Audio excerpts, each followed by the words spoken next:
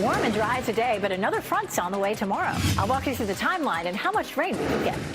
Property tax cap. State lawmakers advanced a proposal that would restrict how much your property taxes could be raised, how local governments could be affected, and the next steps for this bill. Rising costs. Inflation hits its highest point in 3 years. A look at the numbers and how they're affecting your wallet. And new at noon, WRAL is learning why a public hearing on potential rate hikes from Duke Energy is postponed. Thanks for joining us. I'm Renee Chu. And I'm Chris Levingood. So the North Carolina Utilities Commission moved that meeting to June, citing a, quote, security concern. And Monica Casey is live outside the courthouse where that meeting was supposed to happen. So, Monica, we've kind of learned a little bit more about what's going on here. Fill us in on what you've learned so far this afternoon. Well, on paper, the Utilities Commission said there were significant security concerns. We have learned this is really a scheduling issue between the commission and the county. The Durham County Sheriff's Office is responsible for security here at the courthouse where this meeting was supposed to happen tonight. The Sheriff's Office says this postponement is because the Utilities Commission didn't follow scheduling requirements for an after-hours courthouse event. The county says the meeting was not scheduled with enough time to finalize security arrangements. The hearing that was supposed to happen is focused on a proposed rate hike from Duke Energy Progress. The company is seeking approval from state regulators for an 18% increase to residential electric rates over the next 2 years, which would mean a $34 increase per month for the average customer by 2028. The big takeaway here when it comes to the postponement of this meeting, there was no threat made to the meeting or any of those commission members. It has now been rescheduled for June. Live in Durham, Monica Casey, WRAL News. Well, we do have a pretty afternoon that's taking shape with some sunshine and mild temperatures, but meteorologist Elizabeth Gardner is tracking that next weather maker, that next chance for rain. Elizabeth, when could we see that? It looks like it's going to be tomorrow evening and tomorrow night, and it just doesn't look like it's going to really produce a whole lot of rain. That sounds like a broken record, doesn't it? It is a pretty day out there. We have lots of sunshine and just a few high thin clouds across the region, and it feels good. Right now, 67 degrees, and our wind is nice and calm. We take a look at temperatures across our area. 66 in Southern Pines, 65 Fayetteville, 65 in Rocky Mount, 67 in the Triangle, and yesterday's high was in the mid-60s, so we'll likely surpass that by at least 10 degrees. But the humidity stays low, and it's nice and calm out there. It should be just a really pretty afternoon to spend some time outside. Later on this evening, by around 7 o'clock, we dip back into the upper 60s. It won't be quite as chilly for tomorrow morning as it was this morning. We'll wake up to temperatures in the 50s, and then a nice warm afternoon. After that, we're looking at some evening and overnight thunderstorms and rain, along with a cold front. We'll talk about the timing of the front and how much rain we could see with it coming up. I'm Laura Levine here in the WRAL Live Center this noon, staying on top of the latest regarding the hantavirus outbreak. As we take a look here at video from the facility here in Omaha, Nebraska, where we now know the cases and the number of cases has risen to 11 as of this morning, with global health officials now warning that that number could rise as one American who was on that cruise ship at the center of the outbreak revealed new details about his quarantine experience to NBC and to Today's Show today. We're talking about Jake Rosmarin. He says that he's happy to be in a place where he knows that they're being well cared for, and if anything happens, they have the medical attention that they need. He did not test positive for the virus. Meanwhile, we know that there is one person who was on board that ship that was from North Carolina.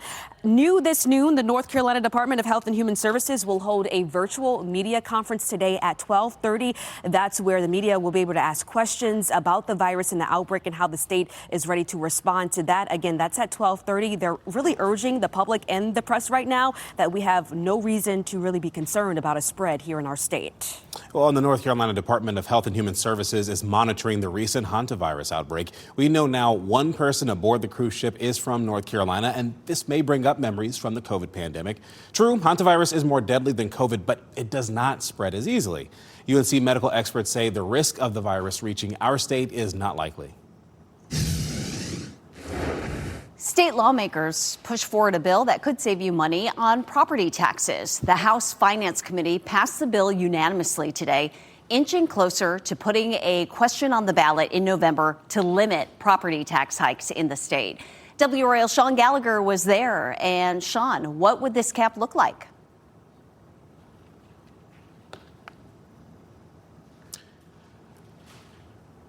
We'll come back to Sean for that one, having a little issue in that regard. This next story is a first on WRAL story. A standoff over raises for state employees could be coming to an end.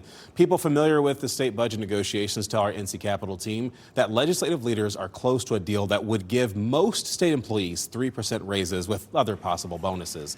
Teachers and law enforcement officers could see even bigger raises.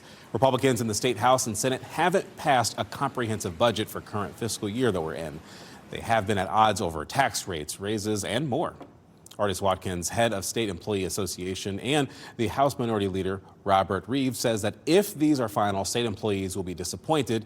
They say the raises aren't enough to cover rising costs. And sources say negotiations are ongoing. While a deal on raises is close, nothing has been finalized. But you can check WRAL.com for more updates.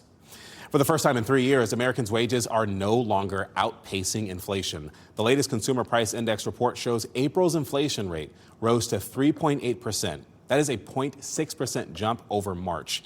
Prior to the February U.S.-Israeli strikes on Iran, inflation eased to 2.4%. In less than an hour, a Wake County School Board Committee is set to discuss new numbers on school building and renovation costs. The cost of school construction is going up, and that's putting pressure on school systems and taxpayer budgets. Costs are up 40 to 50% since 2021, according to new data from the state and the Wake school system. These costs are largely funded by property tax revenue. Today's meeting starts at 1 o'clock.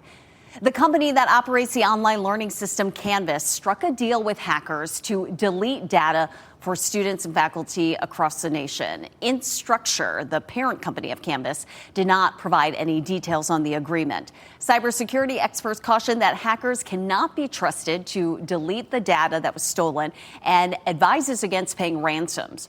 The attack involves student ID numbers, email addresses, names, and messages on the Canvas platform. Schools and universities use Canvas to manage nearly all aspects of instruction. Happening now here in the WRAL Live Center, we have an update on that Francis Scott Key Bridge collapse that happened in Baltimore in 2024. Prosecutors today announcing that multiple criminal charges have been filed against the owners and operators of that ship, the Dali cargo ship. That's the one that slammed into and destroyed the Francis Scott Key Bridge in Maryland in 2024. 6 people were killed in that tragic accident. And the port of Baltimore, one of the busiest in the world, was shut down, as we know, for months because of it. So today, prosecutors say they have charged Synergy Marine, Synergy Maritime, and an employee with multiple charges, including conspiracy and obstruction and lying to federal investigators. If found guilty, the parties could be liable for billions in restitution on top of a civil settlement that's already been reached following the crash. Well, a push to lower gas prices could be in the works as President Donald Trump is suggesting the federal gas tax be suspended. WRAL's Kelsey Coffey explains what this could mean for what you pay at gas stations. This is a nuanced conversation. The federal gas tax accounts for about 18 cents of the prices that you see here at the pump. But if the tax is removed, it's still not clear how much drivers could save. President Trump is now calling to suspend the federal gas tax. Congressional approval is required to make that move happen. WRAL reached out to all North Carolina congressional lawmakers asking whether they'd support suspending the tax. None of them responded. A recent study on state gas tax holidays found that about 60 to 80% of the tax cut was actually felt at the pump. We asked drivers about whether a federal tax cut would make gas more affordable for their families. Not really. No, it's going to have to be more than 18 cents.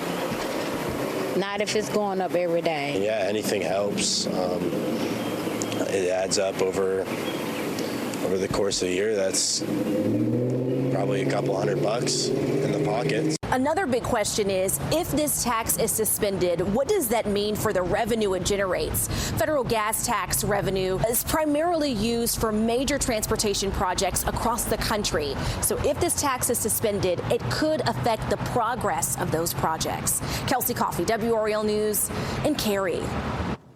And just a reminder, you can use the fuel tracker on the WRAL News app to find the lowest cost of gas wherever you go by searching fuel on our website.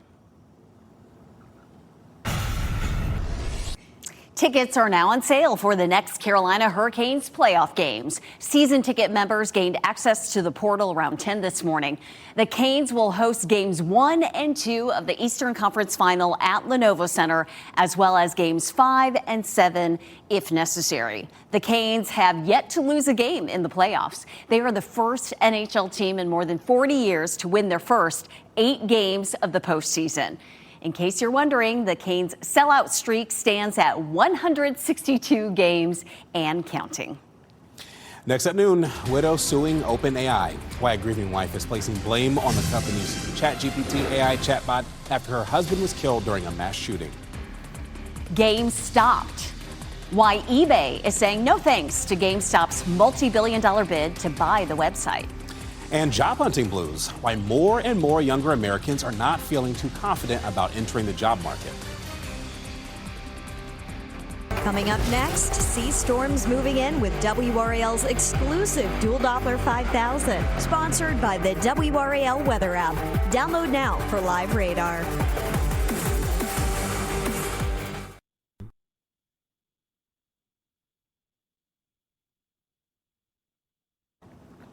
State lawmakers pushed forward a bill that could save you money on property taxes. The House Finance Committee passed the bill unanimously today, inching closer to putting a question on the ballot in November to limit big property tax hikes in the state. WRAL's Sean Gallagher was there. And Sean, what would this cap look like? Well, that's still to be determined, but it would be decided upon by voters if it makes it to the ballot in November. But essentially, it could limit the amount that cities and counties can raise their property taxes every single year. Now, the House Finance Committee gave a favorable report on a proposed constitutional amendment, with representatives citing how many people have concerns with the price they're paying in property taxes every year. But for counties, property taxes are their main funding tool, with many, like Wake County, saying the state is not helping fully fund things like public education. So it's forced to rely on property taxes to fill that gap. Well, it is deeply frustrating and disconcerting that, again, we are not really uplifting the conversation about the role of the state, taking a step back from really fulfilling their obligation to fund the things that are now being pushed to the local level. I'm not confident that more money is going to stop any spending. So we have. And this wasn't the only property tax bill that was on the docket today. Lawmakers also pushed forward a bill that will close a property tax loophole that's been taken advantage of by companies with nonprofits. And in Wake County alone, that amounted to about $12 million in lost revenue last year. Both of these bills are now in the Rules Committee for more action. At the legislature, Sean Gallagher, WRAL News.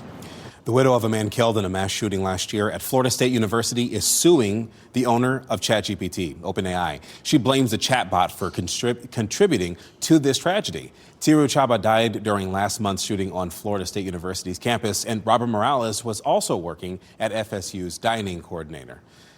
You know that according to logs, the accused shooter, Phoenix Eichner, exchanged more than 16,000 messages with the chatbot. He reportedly discussed weapons, mass shootings, and ways to gain media attention. Attorneys argue that OpenAI failed to implement adequate safeguards.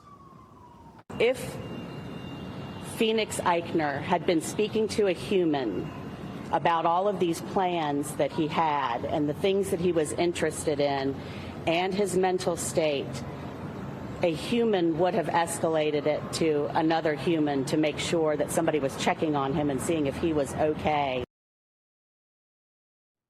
The lawsuit was filed after Florida's Attorney General announced state prosecutors launched a criminal investigation into OpenAI and ChatGPT. President Donald Trump is having his annual physical and dental exam later this month at Walter Reed National Medical Center. The president will also meet with service members and staffers. The appointment is scheduled for May 26th.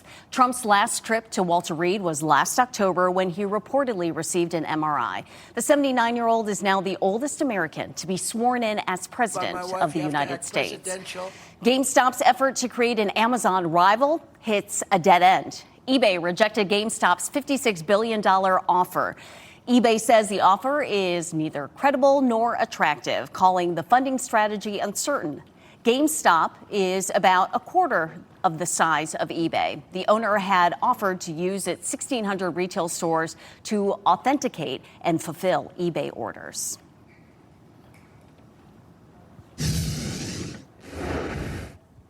And we're looking at Southern Pines right now, and you can see blue sky here and plenty of people out enjoying this absolutely beautiful day. It started really chilly this morning. Our temperatures were in the mid to upper 30s in our northern counties, and from the Triangle area southward, low to mid 40s, which is definitely chilly for this time of year.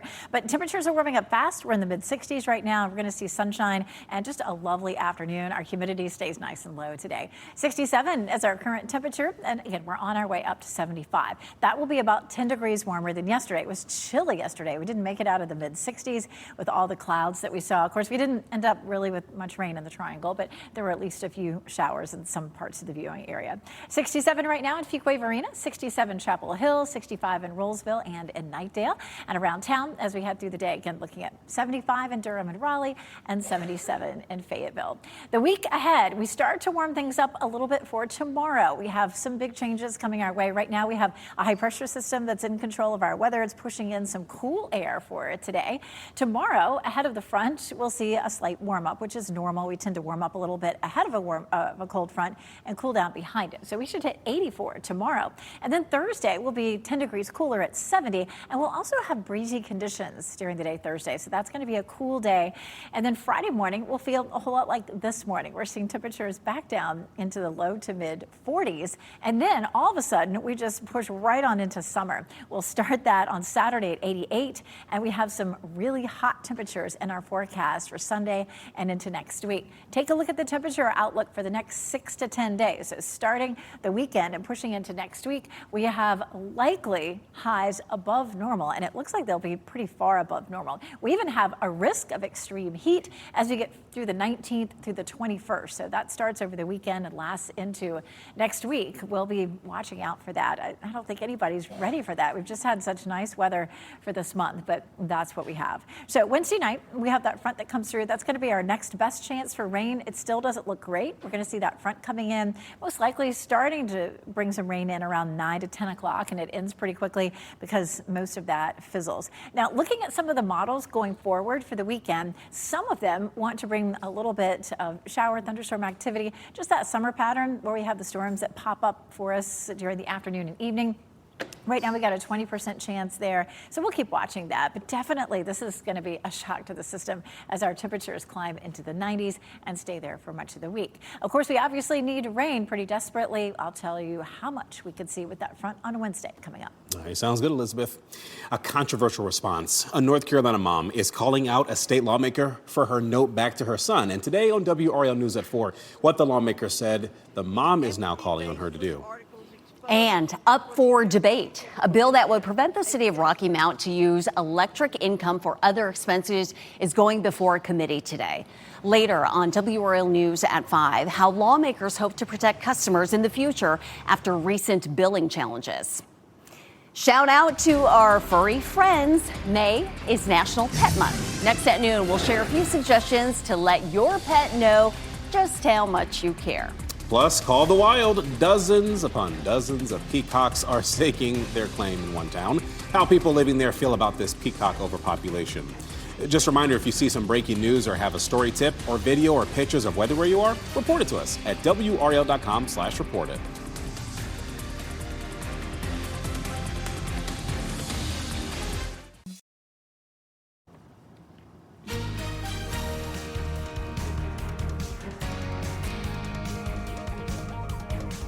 This beautiful shot here of Lake Gaston, right? Take a picture, put it on the gram on this beautiful Tuesday as things are warming up throughout the area. You're watching WRAL News, available on Hulu and the WRAL app on your TV or streaming device. Well, May is National Pet Month, and most owners already shower their animals with endless amounts of love and attention. Gary Baumgarten takes a closer look at these bonds and the physical as well as mental health benefits associated with them. No matter their shape, size, or species, the love most owners have for their animals knows no bounds. Some people, as an example, if you lose a pet and somebody might say, it's just a dog.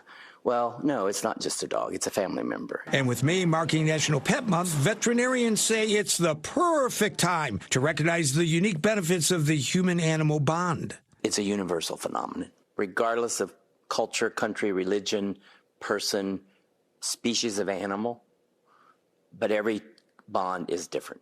But while pets may bring smiles to their owners' faces, Dr. Rustin Moore of The Ohio State University says this connection goes beyond emotions. It actually creates structure in our lives. Regardless of what kind of pet someone has, they still need to take care of it. Experts say looking after an animal can help folks stay more alert, active, and social. When you sit with an animal, not only does your blood pressure go down, theirs does too.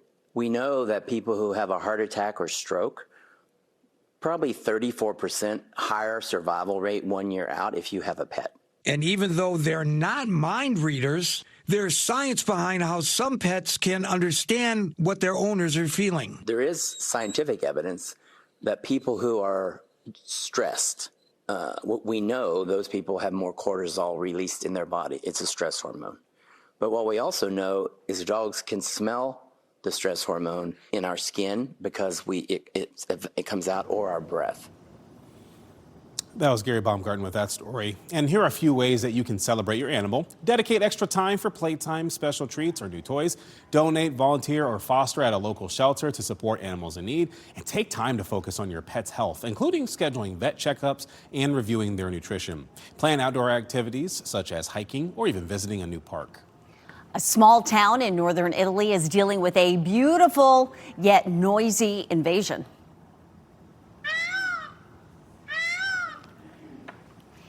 More than 100 peacocks have flocked to Punta Marina. They travel in large numbers, walking on roads, standing on balconies, and along the beach.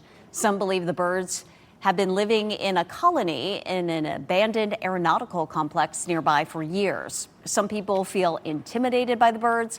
Others believe they are beautiful animals and add to their town's charm. They're so beautiful, but goodness gracious, they can get aggressive. And they probably leave behind a mess. They probably do as well.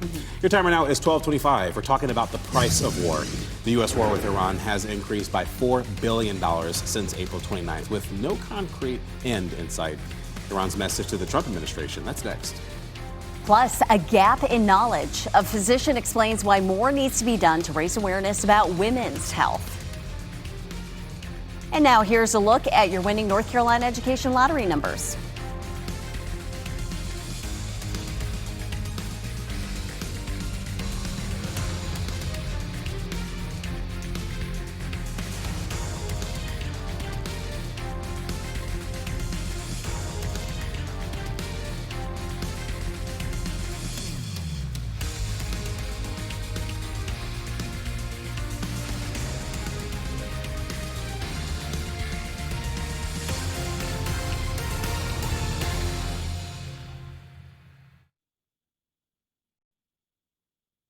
Live from WRAL News headquarters in Raleigh, your number one source for local news. WRAL News, coverage you can count on.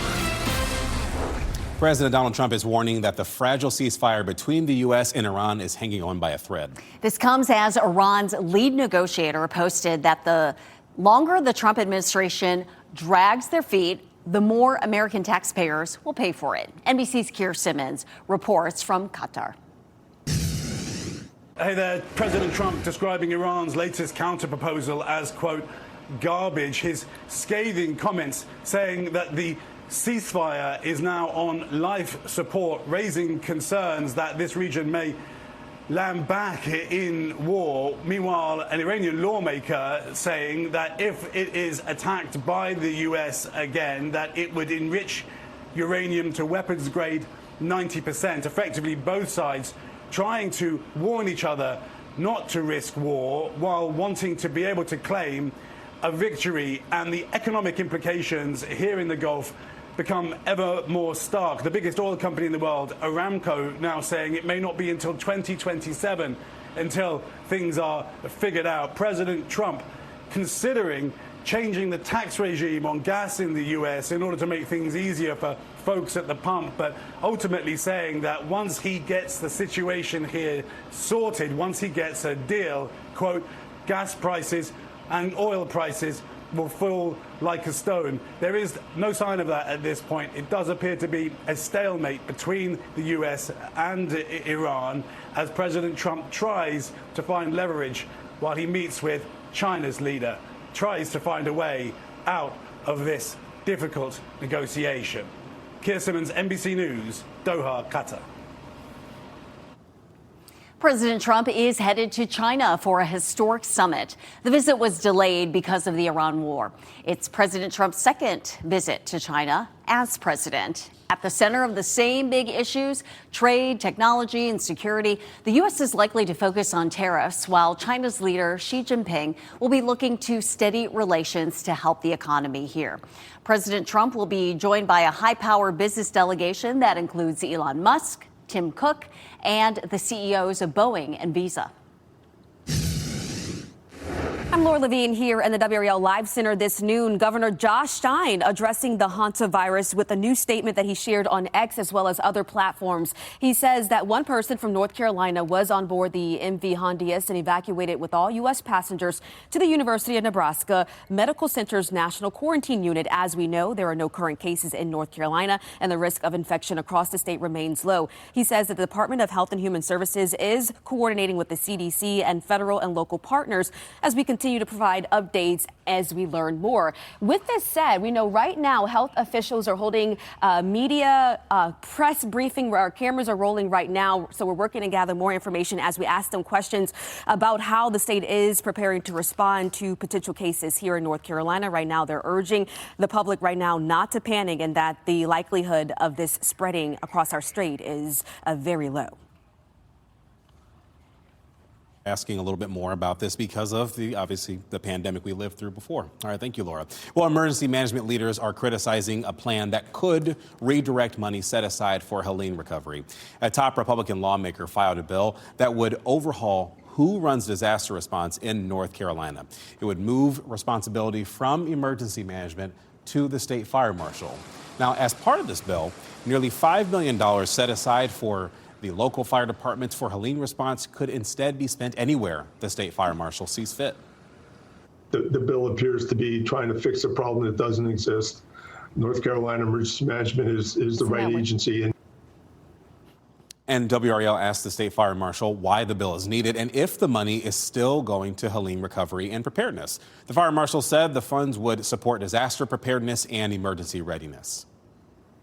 Alzheimer's, menopause, and preventive care. A new report on the state of women's health sheds light on what women know. Brittany Harris tells us some of the findings may come as a surprise. A new report from Cleveland Clinic shows most women don't know they're at higher risk for developing Alzheimer's disease. And while they are taking some steps to help with prevention, such as playing brain games and maintaining social connections, there is more they can do. So some of the strongest science of preventing dementia comes from a few risk factors that can be controlled. These are your cardiovascular risk factors, so knowing your numbers, your cholesterol, your blood pressure, your blood sugar, because what's good for the heart is good for the brain. Dr. Pelin Batur specializes in women's health. She says diet, exercise, sleep, and your mental health play a role too. One that might be a surprise to folks is preventing depression, because depression is very closely tied to dementia risk. The report shows there is also a gap in knowledge with menopause. More than 2 in 5 women do not know that menopause can affect multiple body systems, including the heart, brain, and bone health. It's changing our cardiovascular risks. Our cholesterols are changing.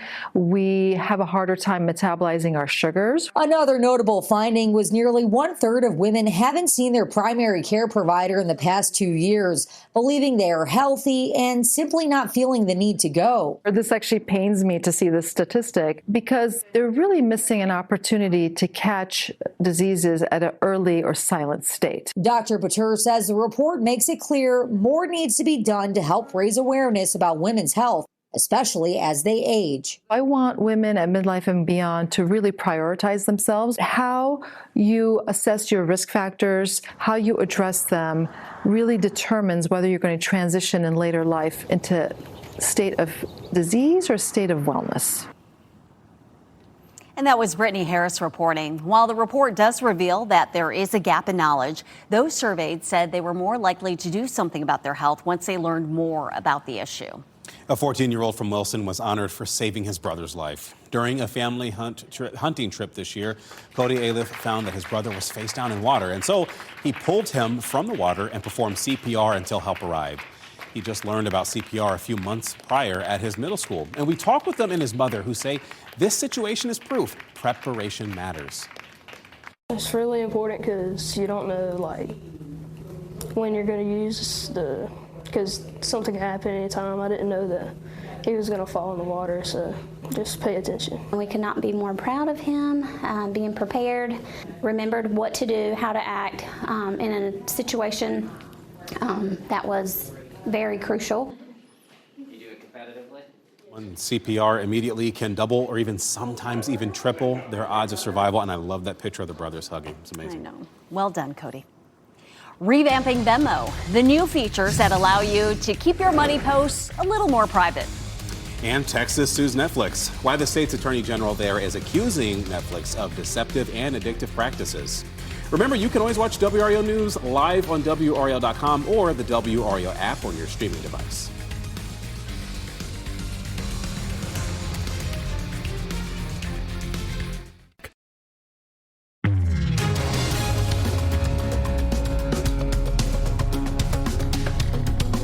The Trump administration is delaying a plan to address high beef prices by suspending tariffs on imports.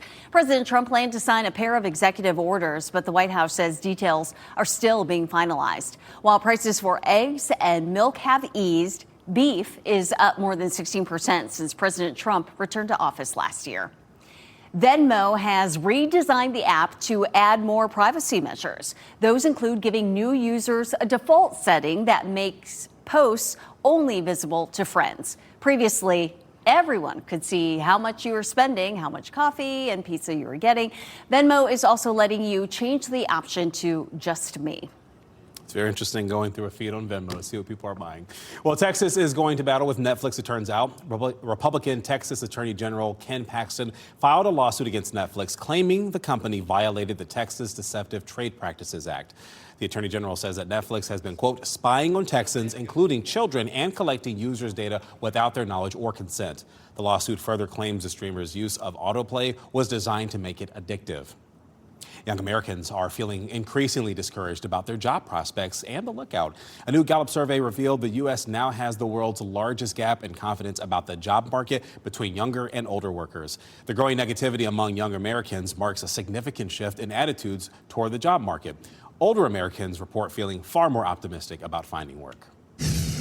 Waiting on payment. Parents in Wake County are waiting on thousands of dollars in delayed school stipends. What the school system is saying about the backlog.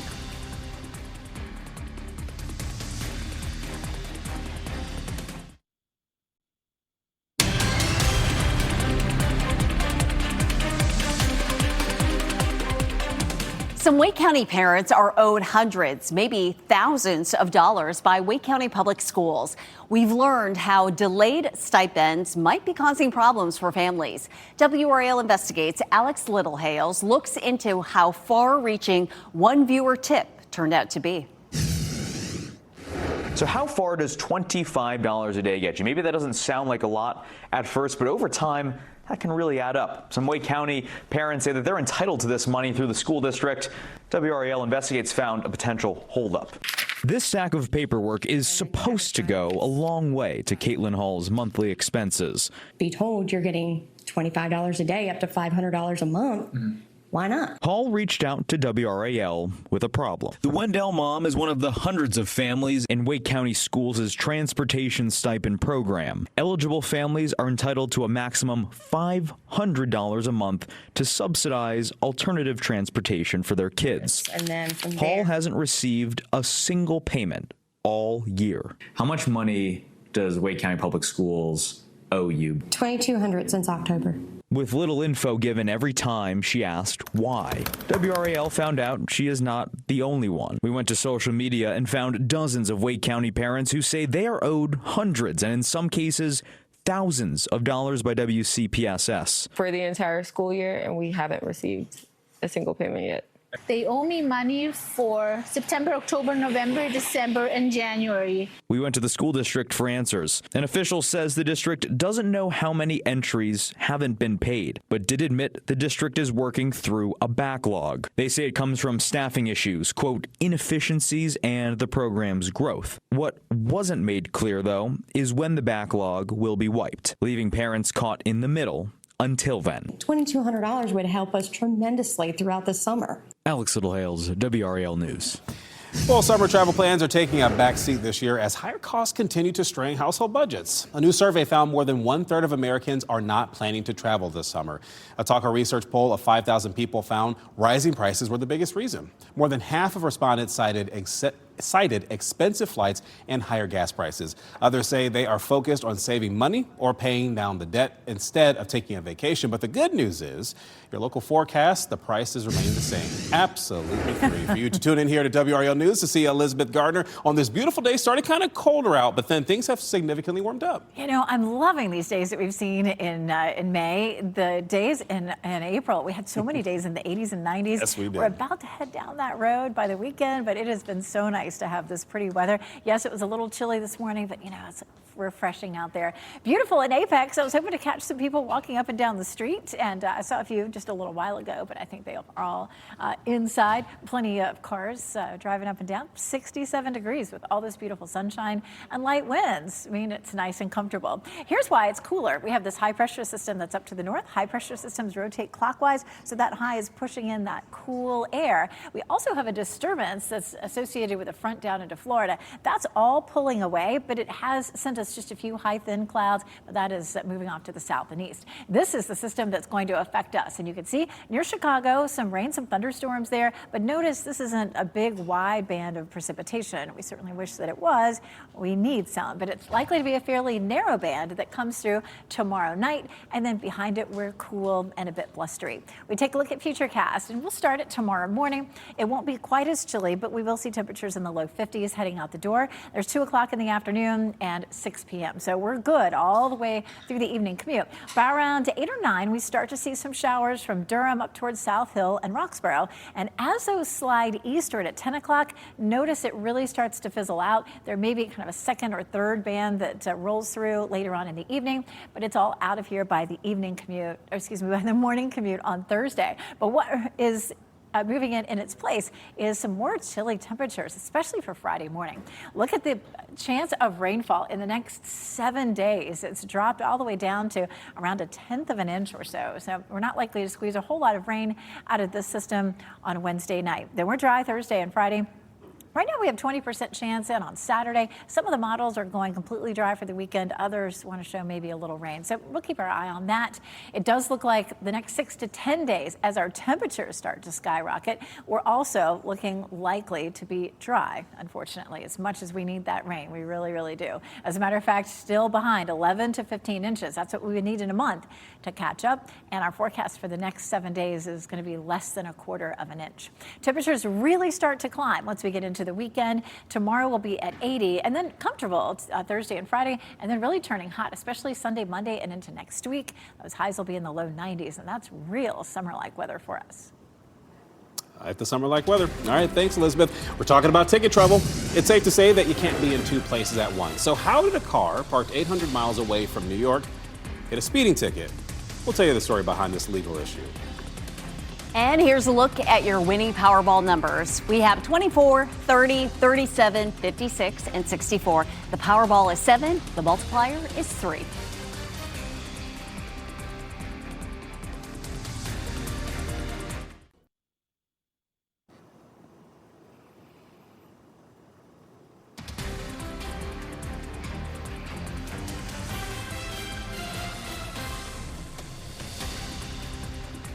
As we wrap things up, here's a look at a few of the headlines we're following today. State lawmakers push forward a bill today that could save you money on property taxes. The House Finance Committee passed the legislation unanimously today. It would need to be approved by voters if it makes it to the ballot referendum in the fall. It could limit how much city and county governments raise property taxes each year. We'll have a closer look at how this could impact county budgets and education during our evening news. A North Carolina native is among several people in quarantine right now after being exposed to hantavirus on a cruise ship. Today, more cases were confirmed, with the total now at 11. The North Carolina Department of Health and Human Services says it is monitoring this case. Leaders are holding a briefing to discuss our state's preparedness and response this afternoon. Health leaders are warning, though, hantavirus does not spread as easily as other viruses, and it likely will not reach our state. Tickets are now on sale to see the Canes advance in the playoffs. They are hosting games 1 and 2 of the Eastern Conference Final at Lenovo Center. We could know which team that they will play tonight, either Montreal or Buffalo. Their series is still playing out. Now, the Canes have not lost a playoff game yet. They have 8 straight wins. The cheapest tickets went for $175. A museum in Illinois is fighting a traffic ticket for an authentic replica of the talking car from the classic TV show Knight Rider. The museum is requesting a hearing after receiving a $50 ticket in the mail from New York City. According to the citation, Kit was speeding in a school zone, but the museum says the iconic 1982 Pontiac Firebird Trans Am has been in place and on display for years. They believe instead that the New York system may have linked the novelty plates in the picture to the car in the museum. Jimmy Kimmel will not air a new episode on the night of his fellow late-night host Stephen Colbert's final program. Kimmel and Colbert have shown their admiration and respect for each other over the years. They have also sat down as a guest on the other's show. Last night, Kimmel and other late-night hosts joined Colbert as he counts down the final Late Show on CBS. The network canceled the show last July, citing financial reasons. Many speculate it was because of Colbert's consistent monologues targeting President Trump. His final show will air on May 21st. Our pet of the day comes to us from the Wake County Animal Center. Meet Gretna. She is a sweet dog and loves people. In play groups, Gretna has been respectful and easygoing with both male and female dogs. She spends a lot of her time sniffing the yard's edges. The Friends of Wake County Animal Center has provided sponsorship to help cover the cost of her heartworm treatment. And if you are interested in learning more about her, you can reach out to the volunteer matchmakers at the email address right there on your screen. Gretna, what a cute name for a cute puppy. Saving more lives. That's the goal of One Beach along our coast ahead of summer season. Today on WRAL News at 4, the new initiative that they launched for lifeguards and how they hope to keep more visitors safe this year. NBC News Daily is next on WRAL, your next local news update in 30 minutes. And just a reminder, you can always get breaking news and your latest weather reports with the WRAL News app. Hope you have a blessed day today.